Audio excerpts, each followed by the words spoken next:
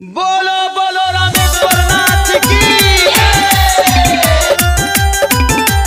बाबा डोर लगोता बस हासे कैसे सोटी पाजरा।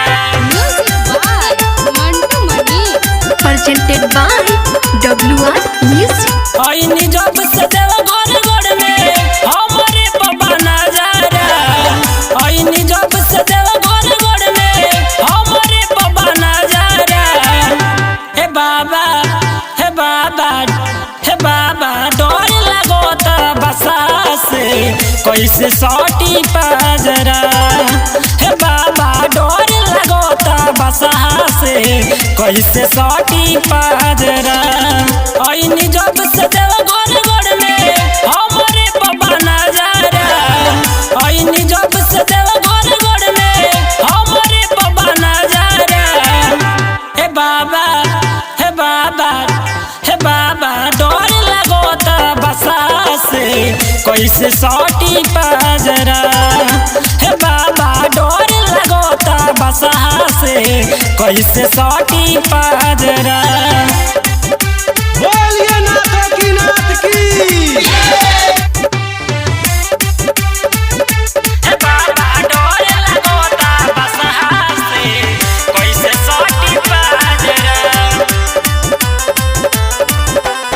एक डेबा मरले बा कमर में ओइसन उहे दर्द बाटे काफी हो गइल बा गलती अनजाने में तू ही मंगावा बाबा माफी हो।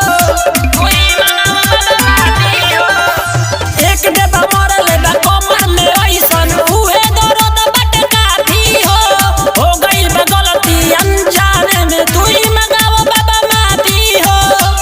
पी के गाजा रस्ते में कइले रहनी झगड़ा। पी के गाजा रस्ते में कइले रहनी झगड़ा। ए बाबा ए बाबा ए बाबा डोर लगोता बसा से कैसे सोटी पाजरा।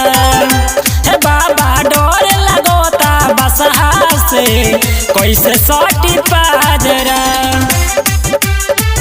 बोलिए जटाधारी नाथ की।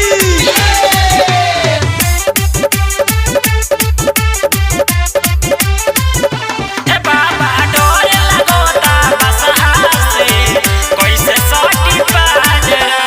हम नहीं जननी छोटी चुक गलती हमरा पर जाई भारी हो।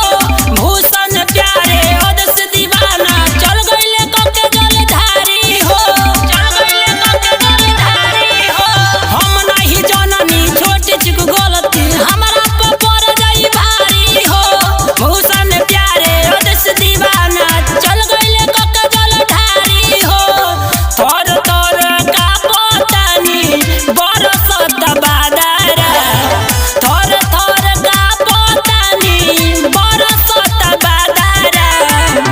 ए बाबा ए बाबा ए बाबा डोर लगोता बसा से कैसे सोटी पाजरा। हे बाबा डोर लगोता बसा से कैसे सोटी पाजरा।